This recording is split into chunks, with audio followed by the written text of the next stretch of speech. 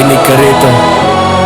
Rap gospel bro! Lumakad ako sa daan ng mali ang direksyon. Bitbit ang yabang at pera, akala ko mission. Puro luhot bisyo ang aking pinagastusan. Mga pekeng tao biglang nawala paggipitan. Pinili ko ang lungkot kahit mukha siyang saya. Sa bawat patak ng yaman may kapalit na pula. Tinapon ko ang lungkot gamit alak at tusok. Pero sa bawat ngiti may katatapat magkabugok. Akala ko matibay pero sagad ng rupok. Pusong puno ng galit, lumalalim bawat araw. Walang direksyon, wala nang makapitan man. Kahit anong tapang ko, ako'y natusok din ng ulan. Hindi ko inakalang ganito babagsak, pero lihim na kumakatok ang pangarap.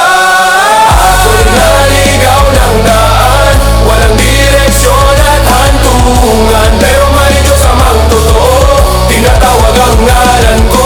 Alibuha ako pero binago ni Kristo. Biyaya ang dahilan kung bakit ngayon ay makulay. At pag-uwi ko sa bahay na bago na tinalisay. Balik ka na at panibagong buhay. Kumayot, kumakagat-sagad ng laman. Nagalaga ng baboy, tanggal dangal at kayabangan. Naranasan ko buhay na walang kulay. Nang hina aking lubuhay ko walang move. Sabi ko sa sarili, ba't ako lumayo pa? Kung sa bahay ng ama may pagkain at may saya. Lumuhod ako't nagsambit, uwi ako sa bahay ni ama. Kahit gawing alipin akin titagapin.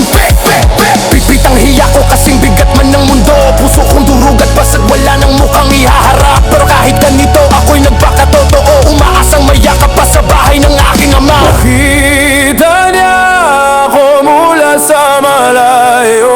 Hindi galit, kundi yakap ang palaso. Ako'y naligaw ng daan, walang direksyon at hantungan, pero may Diyos amang totoo, tinatawag ang ngalan ko. Alibuha ako pero binago ni Kristo. Biyaya ang dahilan kung bakit ngayon ay makulay. At pag-uwi ko sa bahay na bago na tinalisay. Balik ka na at panibagong buhay.